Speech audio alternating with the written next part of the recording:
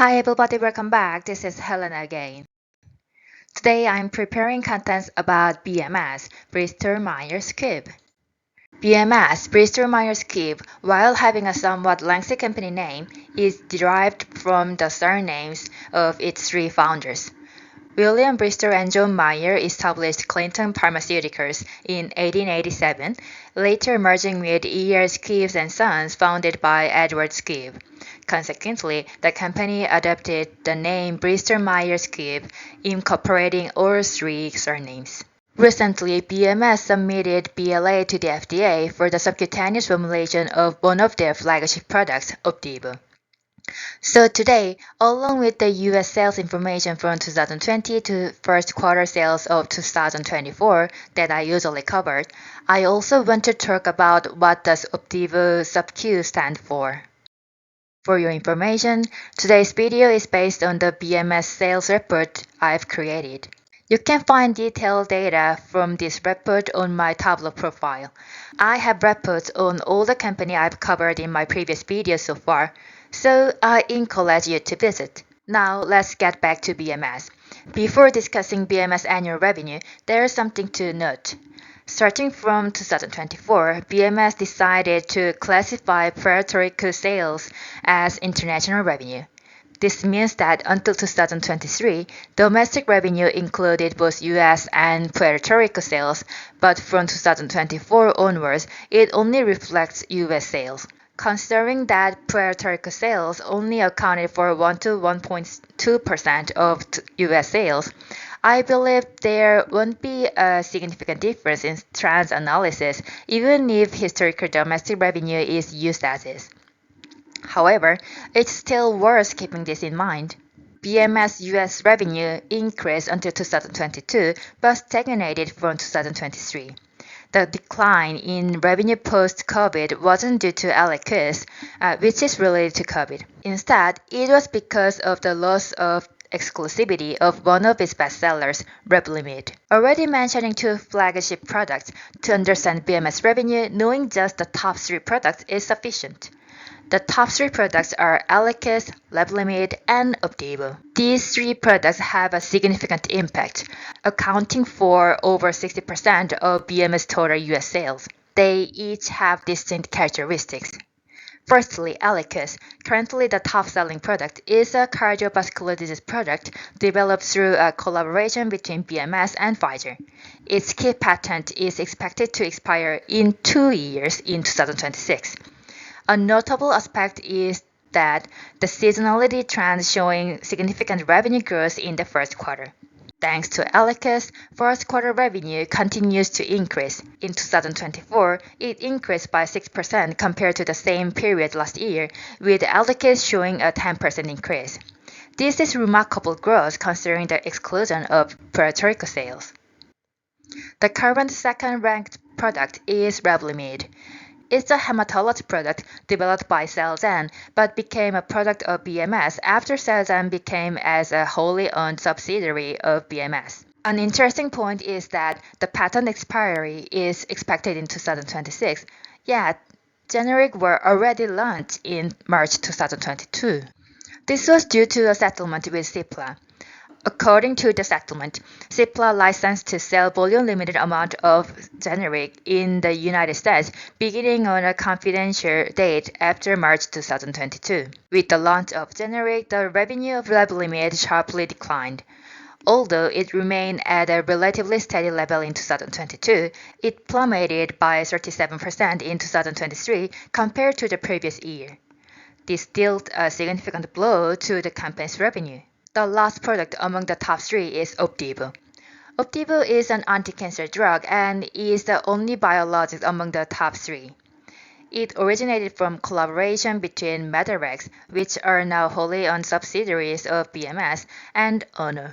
An important point is that, similar to Keytruda mentioned in my previous video, Opdivo is also a third-generation anti-cancer drug known as an immuno-oncology drug or checkpoint inhibitor.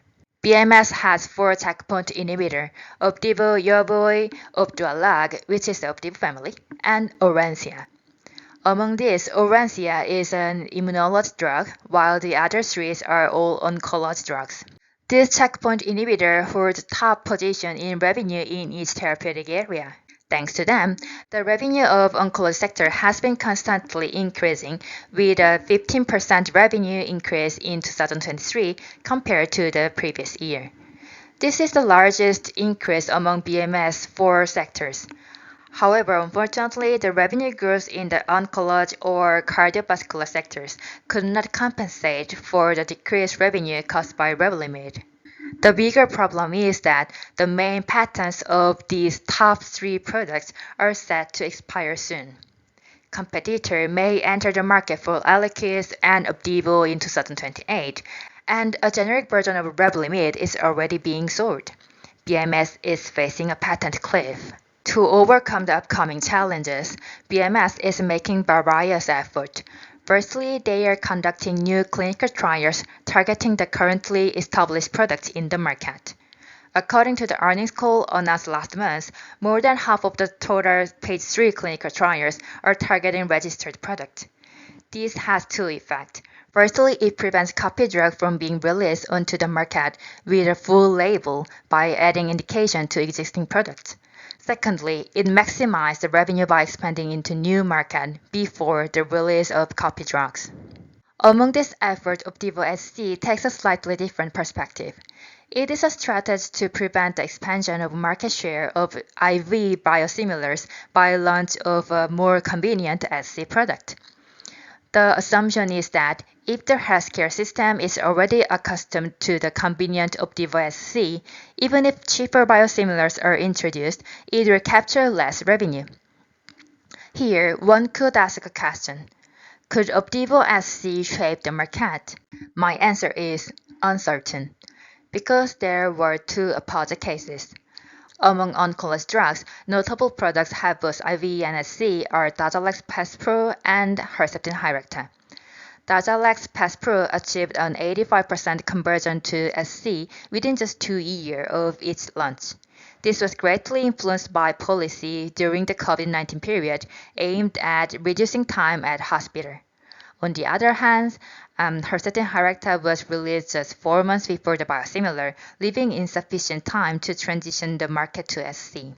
It did not benefit even during the COVID-19 period because of budget-saving effect of biosimilars. With 3 years left until the main patent expiry, Opdivo has the potential to successfully shape the market like Darzalex Faspro.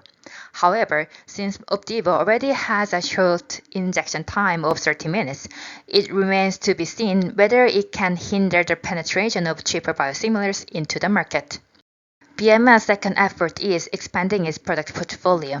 To achieve this, they have acquired several companies and are currently conducting phase 3 clinical trials for 8 new pipeline products. Let's briefly examine BMS earnings call presentation. The current existing stars are Opdualag, Reblozyl, Breyanzi, Abecma, Zeposta, which I added arbitrarily. A slightly interesting point is the existence of CAR-T products, which are considered innovative technology. Breyanzi and Abecma in hematology are CAR-T products, and while their revenue accounts for only about 2% of total, is steadily increasing. The super rookie are SubQ and Camzyos, both of which were launched in 2022 and are rapidly increasing their sales. These products are expected to help BMS prepare for the patent cliff. BMS' final effort is cost reduction. According to a Biospace article cited here, BMS plans to reduce costs by $1.5 billion through large-scale layoff and trimming its pipeline. Some news say that this is the cost of acquiring several companies to expand the portfolio. While layoffs are common in the pharma industry these days, trimming the pipeline is somewhat painful. Cutting costs due to stagnant revenue, which may lead to reduced investment, could potentially have a negative impact on future revenue. However, I believe that BMS experts have made well-calculated decisions. In summary, the contents examined so far can be summarized as 3 products and their patent cliff, and BMS struggle to overcome them. Additionally, I add 2 noteworthy points about BMS. Firstly, it has 4 checkpoint inhibitor, which may not match Keytruda from Merck, but are high revenue products. Secondly, BMS has several innovative products including CAR-T therapy and is making effort to expand its product portfolio into neurology. Knowing just the information present in this slide would provide a good understanding of BMS' current situation. This was what I prepared for today. I hope you enjoyed my video. If you want to read summary of my reports, please visit my Tableau profile. You can also find this list at the description section. Thank you for listening. This was Helena. Bye.